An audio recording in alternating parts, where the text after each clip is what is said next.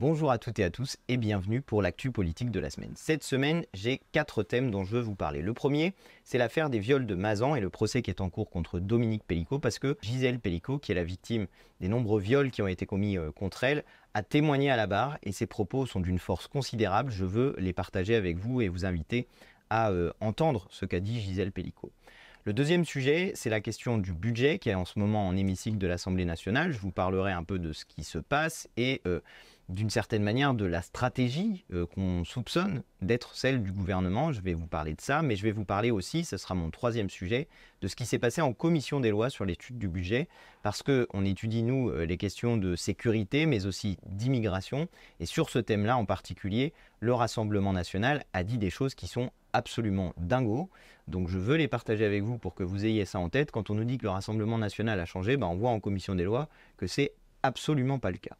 Enfin, quatrième et dernier sujet, qui fera d'ailleurs le lien avec le précédent, c'est la question du racisme, parce qu'une étude européenne révèle que 50% des musulmans ont déjà subi du racisme anti-musulman dans l'Union européenne. Et puis il y a quelque chose de symptomatique également qui s'est posé. Cette fois-ci, on parle de discrimination contre les origines de Saba Haïb, qui est la nouvelle Miss du Pas-de-Calais qui subit des attaques racistes sur les réseaux sociaux, et je voudrais vous en parler aussi rapidement parce que je trouve que les propos qu'elle tient sont absolument, éclairants pour comprendre ce que c'est que le racisme dans notre pays. Voilà les 4 thèmes que je vais aborder avec vous cette semaine. Je vous invite avant de commencer à vous abonner à ma chaîne en n'oubliant pas de cliquer sur la petite cloche. Je le dis en particulier à celles et ceux qui regardent mes vidéos régulièrement mais qui ne sont pas forcément abonnés parce que figurez-vous que 80% des vidéos qui sont regardées sur ma chaîne le sont par des gens qui ne sont pas abonnés et je soupçonne un certain nombre de venir régulièrement et de ne pas forcément avoir vérifié s'ils sont abonnés. Je vous dis pourquoi ça nous est utile, parce que quand la chaîne monte en abonnement, eh bien ça donne aussi plus d'audience aux vidéos, il faut le savoir, parce que je pense que c'est utile de le savoir. Voilà, on commence sans plus attendre avec le premier thème. Le premier sujet que je veux aborder avec vous, c'est sans doute le plus dur d'entre tous, c'est pour ça que je commence par celui-ci, il s'agit du procès des viols de Mazan. Comme vous le savez, depuis maintenant 8 semaines est ouvert à Avignon le procès de Dominique Pellicot ainsi que d'une cinquantaine de violeurs de son ex-femme, Gisèle Pellicot, ex-femme parce qu'elle a divorcé de son ex-époux compte tenu du fait que celui-ci l'a soumise pendant près de 10 ans à une soumission chimique dans le but que celle-ci soit violée de manière répétée par une cinquantaine d'hommes qui passent en procès, mais en réalité, c'est près d'une centaine d'hommes qui sont soupçonnés d'avoir participé à ces viols successifs. Je vous parle de ce procès parce que Gisèle Pellicot a fait le choix extrêmement courageux que son procès ne soit pas sous huis clos, que son procès soit public, dans le but de faire réagir la société, dans le but que notre société prenne conscience du caractère systémique de la domination masculine et en particulier des violences sexistes et sexuelles, avec le cas particulier dans son cas à elle, Gisèle Pellicot, de la question de la soumission chimique. Il faut savoir que dans notre pays, ce sont 217 000 cas d'agressions sexuelles, de tentatives de viol ou de viol qui sont commis et que dans 91% des cas, la victime connaît son agresseur. Et j'ai décidé de vous parler de ce sujet cette semaine parce que cette semaine, Gisèle Pellicot était à la barre, qu'elle a pris la parole sur ce sujet et qu'elle a affirmé la chose suivante. Le profil du violeur, ce n'est pas quelqu'un dans un parking le soir. Le violeur, il est dans la famille, on ne le soupçonne pas. Ces propos rappellent, je trouve, ceux qui avaient été tenus en 2019 par l'actrice Adèle Haenel. Elle disait « Les monstres, ça n'existe pas. C'est notre société, c'est nous, nos amis, nos pères, c'est ça qu'on doit regarder, mais il faut passer par un moment où ils se regardent, où on se regarde. » Et le choix qu'a fait Gisèle Pellicot, que son procès ne soit pas sous huis clos, le choix qu'a fait Gisèle Pellicot, y compris très dur, que les vidéos des viols qu'elle a subis soient publiques, soient rendues publiques et puissent être consultées par la presse, tous ces choix-là permettent de faire en sorte que le procès de Dominique Pellicot et le procès des violeurs de Gisèle Pellicot soit un moment dans lequel notre société s'interroge sur la culture du viol. Parce que le profil des gens qui ont participé à ces viols, c'est monsieur tout le monde. Ce sont des retraités, des électriciens, des pompiers, des personnes sans emploi, des militaires, des infirmiers, des informaticiens, des surveillants pénitentiaires.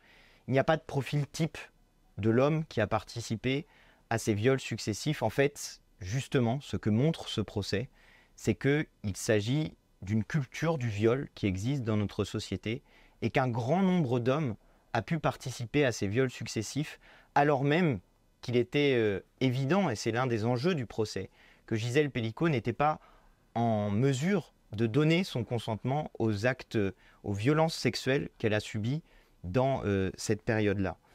Le site internet sur lequel les individus qui allaient ensuite violer Gisèle Pelicot s'inscrivaient, ce site s'appelait « À son insu ».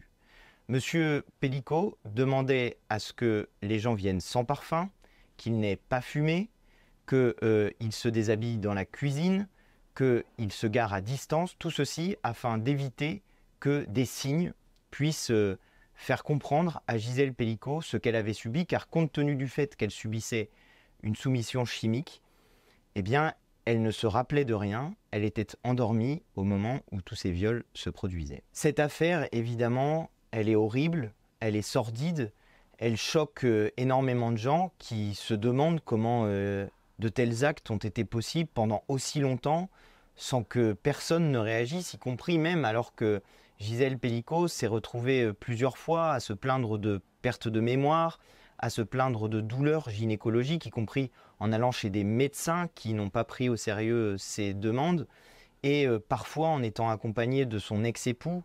Enfin, tout ça est absolument sordide et donne une image d'une forme de monstruosité qui semble presque irréelle en réalité. Mais précisément, la raison pour laquelle Gisèle Pelicot a fait le choix que son procès soit public, c'est pour que chacun prenne bien conscience que cette monstruosité, elle existe dans la société et elle n'existe pas seulement dans une affaire, elle existe sous des formes diverses, sous des formes variées, dans de nombreux cas dans notre pays où les femmes sont victimes de violences sexistes et sexuelles en raison du fait que des hommes les commettent. C'est sur ce sujet-là que je voulais commencer cette vidéo parce que je pense important de participer au travail qu'essaye de faire Gisèle Pelicot avec énormément de courage et énormément de force pour que ce sujet qui est un sujet qui la concerne, qui est un sujet personnel, extrêmement dur pour elle, puisqu'elle a dit qu'elle était une femme détruite, qu'elle a dit qu'il lui faudrait beaucoup d'années pour se reconstruire et qu'elle a eu cette formule, cette phrase qui est extrêmement dure. Elle dit à 72 ans, « Je ne sais pas si ma vie suffira ». Et je pense que c'est important de participer au travail que fait Gisèle Pelicot avec son courage, parce qu'elle dit la chose suivante. Elle dit « J'ai choisi de renoncer au huis clos, car je veux que les femmes se disent « Madame Pelicot l'a fait, je peux le faire ». Et c'est effectivement quelque chose qui doit exister dans la société, parce que l'essentiel des agressions, des 217 000 agressions sexuelles et viols et tentatives de viol qui sont commises chaque année, ne sont pas punis la plupart du temps par la justice. D'abord parce que les victimes ne portent pas nécessairement plainte, et puis ensuite parce que quand elles portent plainte, eh bien la matérialisation, le fait de caractériser et de punir le violeur est extrêmement rare, et on est sur un taux de condamnation qui est de 0,6% des violeurs dans notre pays. Donc on est très très loin du compte. Et Gisèle Pelicot, elle dit ça, elle dit « Je suis ici sans colère ni haine ». Et déjà, même ça, on a du mal à se demander comment c'est possible, mais rien que ça donne l'image de cette force qu'elle a. « Je suis ici sans colère ni haine, mais avec la détermination à ce qu'on change la société ». Eh bien, je crois que chacun d'entre nous doit faire ce travail d'aider, d'accompagner le travail qu'est en train de faire Gisèle Pelicot en ce moment, le travail qu'est aussi en train de faire la justice, parce que cette société, c'est la nôtre, et que si on veut qu'elle change, si on veut que ça, ce soit plus possible dans l'avenir, eh bien chacun d'entre nous a sa part à prendre, et je crois que c'est notre devoir de le faire et d'être digne du courage de Gisèle Pelicot. Le deuxième sujet que je veux maintenant aborder avec vous, c'est la question du budget qui est en ce moment en hémicycle à l'Assemblée nationale. La semaine dernière, ce budget a été battu en commission pour la partie recettes. Donc pour expliquer très rapidement, le budget c'est d'abord une partie recettes où on prélève les impôts et puis une partie de dépenses où on dépense l'argent qu'on a rassemblé. La semaine dernière, en commission des finances de l'Assemblée nationale, le budget avait été tellement transformé par les députés du nouveau Front populaire en réussissant à prélever 60 nouveaux milliards de recettes sur les plus riches de notre pays, ce budget avait été tellement transformé que finalement, c'est le nouveau Front populaire qui avait voté favorablement à ce budget, mais que le Rassemblement national et les macronistes s'étaient alliés pour voter contre ce budget, alors même qu'il aurait permis d'éviter de détruire les services publics dans la partie dépenses. Désormais, ce budget revient donc dans l'hémicycle de l'Assemblée nationale, dans la version initiale du gouvernement, avec de nouveau les amendements qui sont débattus dans l'hémicycle de l'Assemblée nationale. Et on espère obtenir un certain nombre de résultats un peu similaires. D'ores et déjà, nous avons obtenu de bons résultats, puisque nous avons, par exemple, je ne cite que cela, rétabli l'exit tax qui permet de taxer ceux qui quittent notre pays pour fuir l'impôt. C'est une taxe qui avait été mise en place par un gauchiste bien connu, Nicolas Sarkozy. Je dis ça pour ceux qui nous accuseraient de mettre en place des impôts et des prélèvements obligatoires qui seraient absolument fantasmagoriques. Mais je dis ça aussi pour vous rappeler qu'en réalité, si on veut aller chercher de l'argent dans les poches de ceux qui en ont beaucoup, eh bien c'est possible de le faire. Nous en avons fait la démonstration donc en créant 60 milliards de recettes supplémentaires, comme je le disais tout à l'heure, en commission des finances. Mais désormais, donc, le débat est en hémicycle de l'Assemblée nationale. On obtient quelques victoires. Et la question que tout le monde se pose, c'est comment le gouvernement espère se sortir de cette situation, puisque, à l'évidence, le budget qui sortira de l'hémicycle de l'Assemblée nationale ne correspondra pas à la volonté de Michel Barnier et d'Emmanuel Macron de continuer à faire pression sur le peuple, sur l'ensemble des citoyens en réduisant les services publics, tout en laissant libres les ultra-riches de notre pays de continuer à se gaver d'argent, ce avec quoi évidemment le nouveau Front populaire n'est pas d'accord. Donc il y a une situation difficile pour le gouvernement et il y a plusieurs options. La première option, la moins probable, c'est qu'il laisse faire l'Assemblée nationale. Ça c'est une option si le gouvernement était démocrate. Mais malheureusement, on ne peut pas trop espérer ça. Il pourrait laisser faire l'Assemblée nationale et laisser l'Assemblée nationale décider d'adopter un budget qui ne correspond pas à ce qu'attend le président de la République, mais qui correspond à ce que les électeurs ont demandé en envoyant en tête le nouveau Front populaire à l'élection législative, c'est-à-dire un budget de rupture avec ce qui a été fait dans la période précédente et qui permettent de mieux partager la richesse dans notre pays. Ça, c'est la première option, la moins probable. La deuxième option, c'est qu'ils se reproduisent à peu près la même chose que ce qui s'était produit en commission et que ce budget soit battu à l'Assemblée nationale. Auquel cas, il irait ensuite au Sénat où il serait transformé, alors là pour le coup c'est des gens de droite majoritairement au Sénat, où il serait retransformé par la droite, il reviendrait devant l'Assemblée nationale et là recommence la suite des options. Donc je vous dis quelles sont les options qui viennent encore maintenant.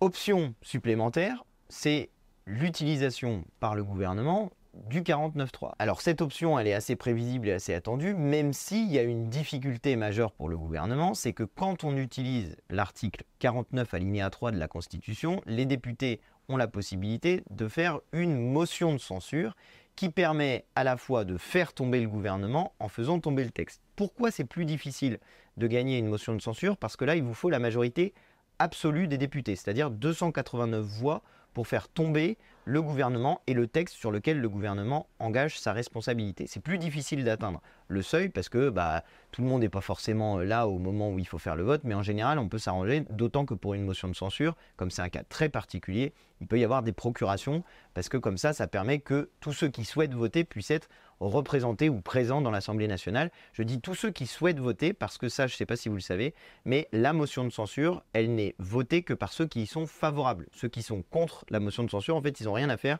ils ont juste à pas voter. Il n'y a que ceux qui sont pour qui doivent voter et il faut donc atteindre ce seuil de 289 voix.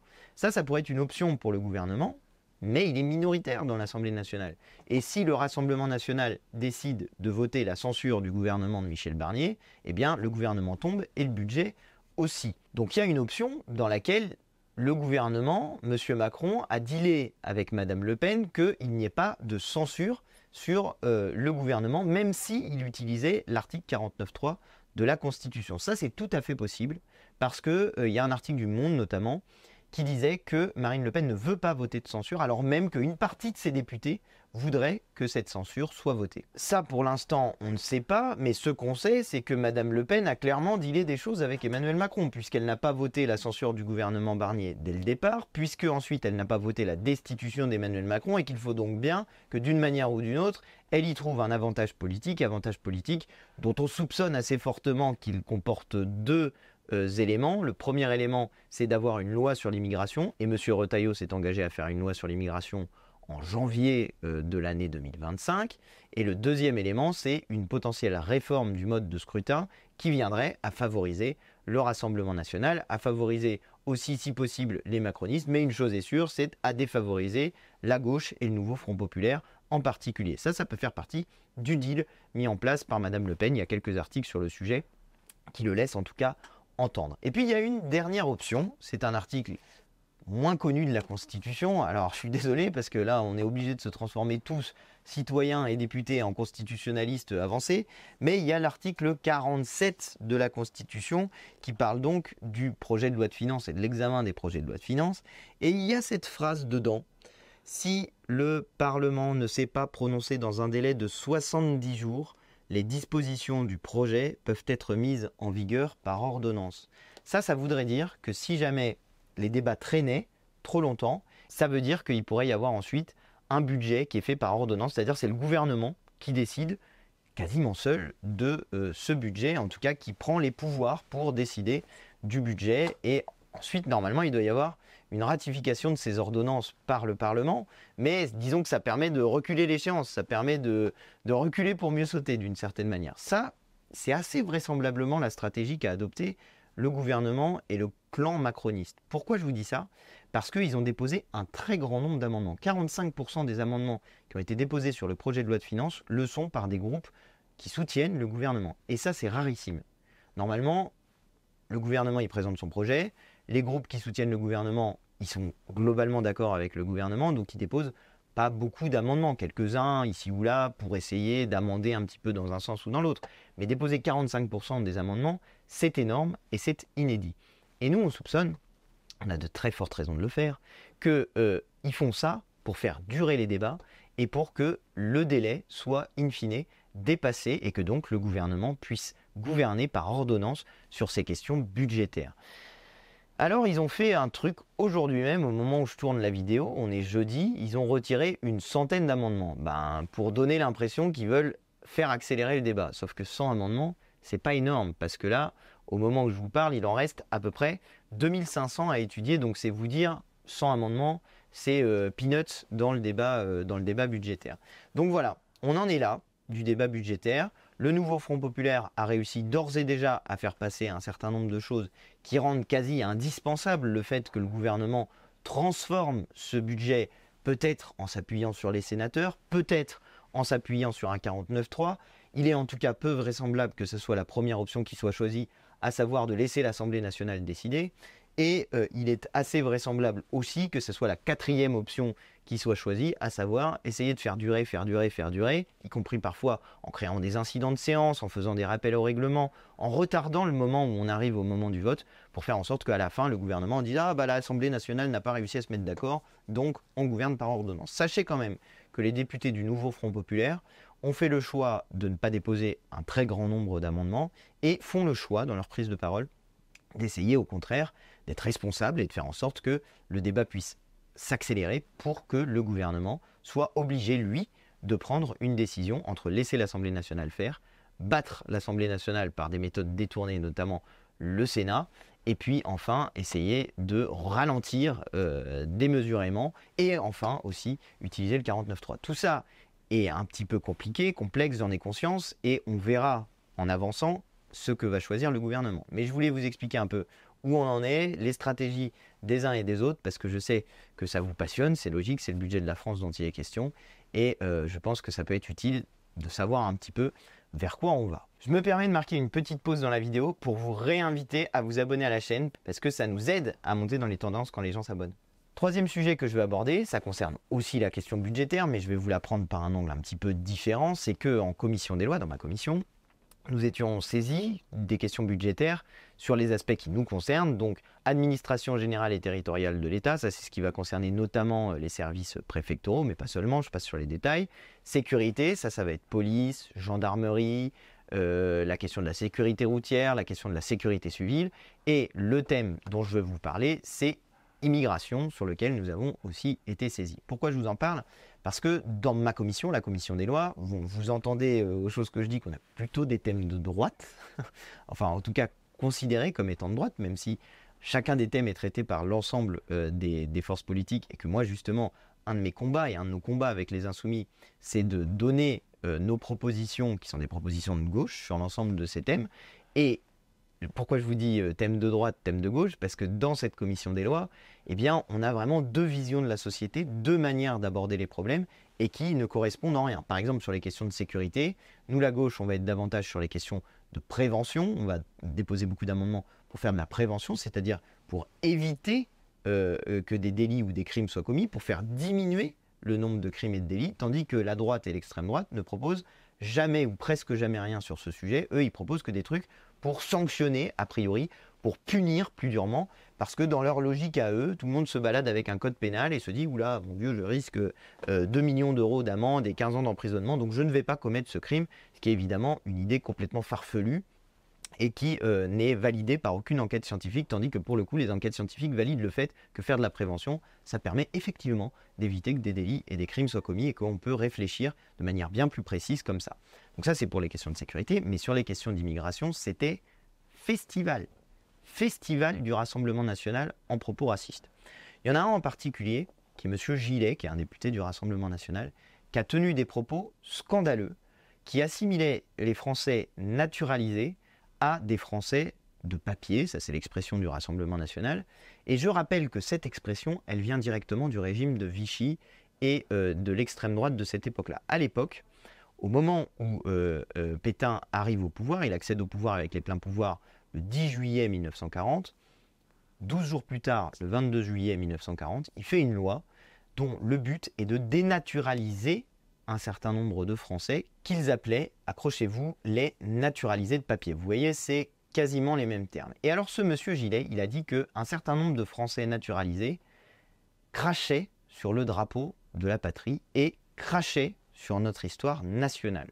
Il a dit ça, faisant une distinction entre les Français en raison de leur origine et de leur accession au statut de citoyen de la République française. C'est des propos qui ont choqué énormément de monde dans la commission, et là pour le coup ça a complètement fait exploser les clivages gauche-droite, parce qu'un certain nombre de personnes qui sont placées plutôt à droite dans notre commission ont réagi de manière un peu viscérale. Il y a notamment Ludovic Mendes, qui est un député macroniste, qui lui est un Français naturalisé et qui a pris la parole pour dire que c'était une insulte personnelle, cette manière dont le député du Rassemblement national avait pris la parole. Mais tout ça vous fait comprendre que le Rassemblement national n'a pas changé, contrairement à ce qu'il affirme. Ils affirment dans leurs amendements la chose suivante: la nationalité française, ça s'hérite ou ça se mérite. Ils ont toujours des formules comme ça pour cacher ce qu'ils pensent vraiment. Parce que quand vous dites ça, vous pouvez vous dire « Ah oui, ça sonne bien, pourquoi pas ?» Non, non, pas pourquoi pas. La nationalité française, elle s'acquiert par le droit.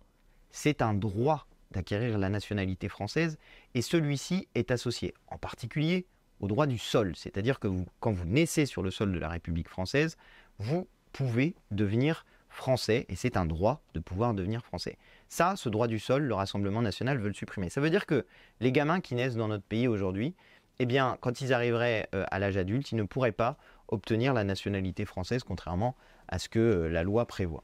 Et vous voyez comment, avec cette manière-là de faire, ils essayent de créer de la division à l'intérieur du peuple. Il y aurait des bons Français, qui sont les Français qui ont 2 parents français, qui sont nés en France, qui ont hérité de leur nationalité française, et puis les mauvais Français, qui l'auraient acquis d'une manière qui est un petit peu trop automatique au goût des députés du Rassemblement national. Et puis aussi ceux qui l'auraient acquis en désirant acquérir la nationalité française, qui ne serait pas tout à fait assez bien français pour le Rassemblement national, parce qu'ils ont été naturalisés et qu'ils n'en ont pas hérité. Vous voyez la différence? C'est ça l'objectif du Rassemblement national. Or, ça concerne des millions de personnes dans notre pays.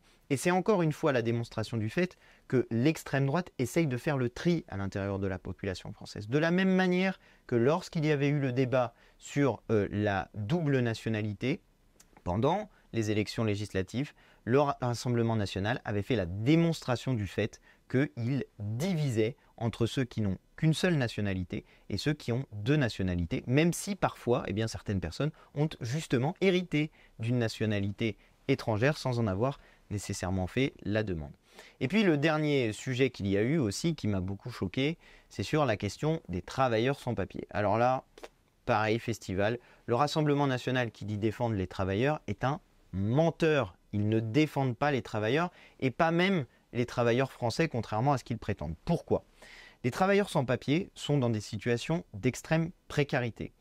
Précarité qui permet au patronat et notamment au grand patronat de faire la pression sur eux, pression sur les conditions de travail parce que ça permet de leur faire accepter des mauvaises conditions de travail et pression sur les salaires puisque ça leur permet de faire pression à la baisse sur les salaires.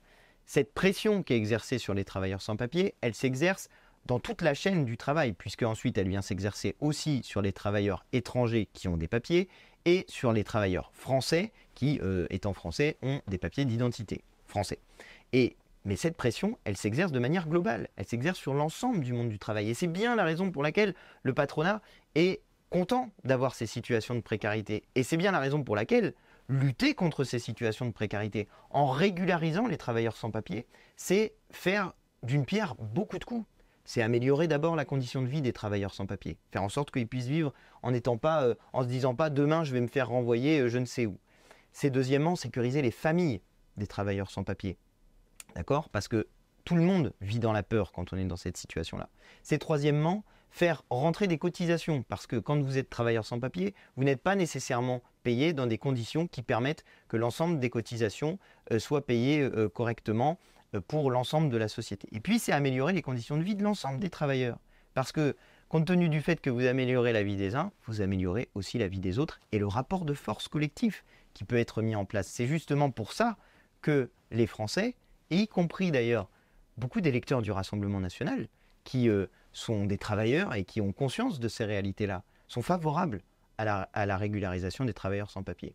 Il y a un sondage qui a été fait il y a quelques années, je ne crois pas qu'il y en ait eu de plus récent, qui disait que 63% des Français sont favorables à la régularisation des travailleurs sans papier. Bah oui, parce que c'est logique en fait. Quand on n'est pas raciste et quand on n'a pas de détestation pour les étrangers et pour les gens qui travaillent dans notre pays, qui donc font tourner notre pays, font vivre notre pays, eh bien quand on n'a pas cette détestation-là, en fait, si on regarde de manière objective, à la fois humaine, en termes de réalité humaine, et en termes d'intérêt économique pour l'ensemble de la société, ben, c'est plus logique de faire la régularisation des travailleurs sans papier. Humain et logique. Donc normalement, si tu n'es pas raciste, tu es d'accord avec cette idée-là. C'est pas très compliqué. Eh bien, le député du Rassemblement national, c'est un amendement qu'on a réussi à faire passer pour info. On a réussi à le faire passer, il devait être 1h du matin, mais on a réussi à faire passer cet amendement-là qui proposait donc la régularisation. Et le député du Rassemblement national, il avait une attitude de haine. Il disait, vous voulez régulariser des clandestins. Des clandestins. Comme si c'était des délinquants. Comme si c'était des horribles personnages. Parce que comme ils font sans arrêt le lien entre immigration et délinquance de leur côté, comme ils sont perclus de l'idée que, comme ils sont bouffis de l'idée qu'à l'intérieur de leur tête, là, que l'immigration et la délinquance et la criminalité, c'est une seule et même chose, ils sont convaincus que si jamais il y a un clandestin sur le sol de la République française, c'est une catastrophe. Mais ça, c'est des idées qui sont fausses. Sachez-le, je vous l'ai déjà dit, mais je le répète, 96% des personnes étrangères qui sont sous obligation de quitter le territoire français n'ont commis aucun crime et aucun délit. Que dans les 4% de gens qui ont commis des crimes et des délits, la plupart du temps, c'est des délits qui sont liés à la pauvreté, c'est-à-dire des vols, c'est-à-dire des participations à petite échelle à des trafics, parce que les trafiquants sont bien contents, eux aussi, d'utiliser ces situations de précarité pour avoir de la main-d'œuvre qui vient participer au trafic et que les gens, en retour, ils ont un petit peu d'argent qui leur permet tout simplement de continuer à vivre quelques jours de plus dans notre pays avec un petit peu d'argent. Je ne suis pas en train d'excuser le fait de participer au trafic, je ne suis pas en train de vous dire que les vols c'est bien, mais je suis en train de vous dire que c'est les situations de précarité qui poussent les gens dans des situations où justement ils sont prêts à accepter des choses ou à faire des choses qu'en temps normal ils ne feraient pas sinon. Et c'est comme ça qu'on traite correctement des questions. Une dernière chose, les OQTF, elles sont mises de manière automatique quand il y a un non-renouvellement de titre ou quand il y a un problème avec le renouvellement d'un titre de séjour. Donc vous voyez, et parfois, ces décisions sont contestées et annulées par la justice. D'accord ? Donc ça ne veut pas dire que parce que vous avez une OQTF, vous êtes un horrible personnage qui doit absolument, en réalité, vraiment quitter le territoire de la République française, si en tout cas on avait d'autres règles qui permettaient de traiter l'immigration non pas comme une plaie ou comme un défaut, comme quelque chose qui ne devrait pas arriver, mais au contraire comme une chance pour notre pays et malheureusement aussi parfois une malchance pour ceux qui la vivent, parce que ce n'est pas toujours un choix, et une malchance pour les pays d'origine, parce qu'ils perdent des individus qui sont souvent des individus formidables et qui viennent aider notre pays, faire du mieux dans notre pays, alors même que eh bien, si on avait aidé à créer les conditions pour qu'ils puissent vivre et travailler dans leur pays si jamais ils en avaient l'envie, eh bien, pour qu'ils puissent le faire et faire vivre leur propre pays d'origine. Parce que c'est jamais un choix l'immigration quand elle est faite comme ça. C'est une immigration qui est subie, soit à cause des guerres, soit à cause du changement climatique, soit à cause de la situation économique. Et ça, ni le Rassemblement national, ni M. Macron, ni la droite n'en parlent jamais. Être arraché à son pays, s'arracher soi-même à son pays, c'est toujours une souffrance. L'exil, c'est jamais un plaisir, c'est toujours une souffrance. Et celles et ceux qui, comme moi, sont attachés à leur propre pays savent combien ça peut nous manquer. Et ce point-là, il est jamais évoqué dans le débat public. On parle toujours d'immigration avec des chiffres vagues, mais sans jamais parler de la réalité humaine que constitue l'immigration. Et je voulais vous en dire quelques mots. Je finis sur mon dernier thème, qui est la question du racisme. Ça va faire le lien. Je parlais de xénophobie à l'instant, on va parler de haine anti-musulman, parce qu'il y a une étude européenne qui est sortie et qui dit que près d'une personne musulmane sur deux déclare être victime de discrimination dans l'Union européenne. Alors, c'est un chiffre qui est très inquiétant parce qu'il est en hausse. Il est en hausse de 8 points, puisque la dernière étude, qui était de 2016, disait que c'était 39% de musulmanes qui étaient victimes de discrimination. Là, on est passé à 47%, donc plus 8 points. Et puis, il y a des éléments par pays.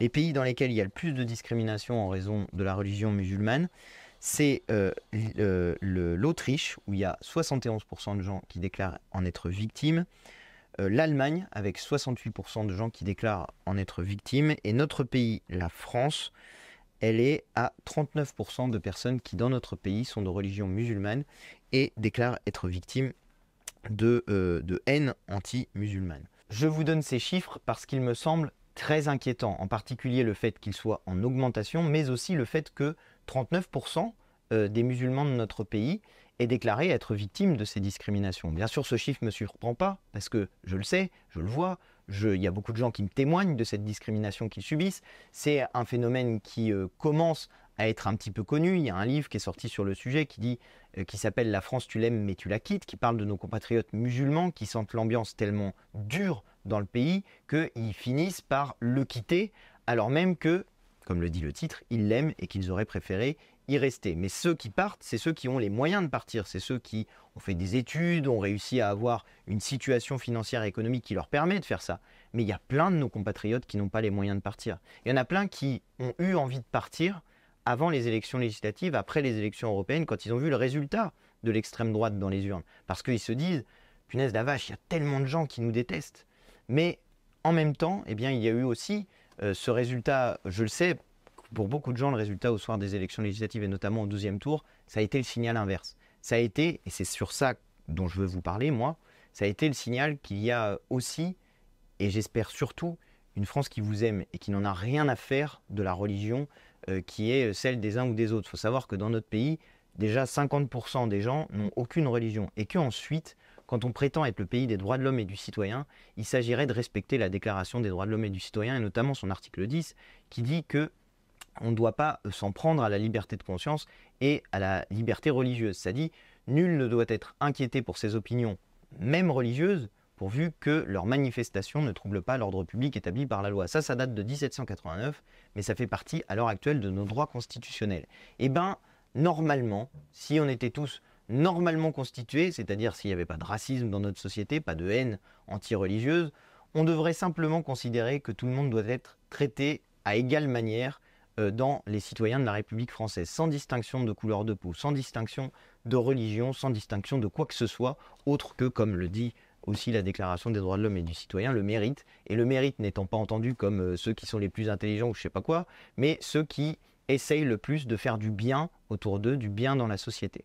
Et moi, je veux dire ça à nos compatriotes musulmans qui sentent qu'ils sont victimes de cette discrimination-là, c'est qu'il existe une France qui vous aime et qui ne trie pas en raison de la religion et qui veut juste, alors c'est pas grand-chose, hein, mais qui veut juste que vous soyez traités comme des citoyens qui seraient chrétiens, comme des citoyens qui seraient juifs ou comme des citoyens qui seraient athées ou bouddhistes, tout ce que vous voulez, mais bref, que vous soyez traités comme des citoyens, c'est ça le mot qui est important. Parce que la question de la religion, on en a à peu près rien à faire normalement, comme celle de la couleur de peau et de l'origine. Et ce sera mon dernier sujet, parce que je veux vous parler de la candidate du Nord-Pas-de-Calais pour l'élection Miss France, qui s'appelle Saba Haïb, et qui est une candidate qui subit depuis qu'elle est connue, qui subit une vague de haine.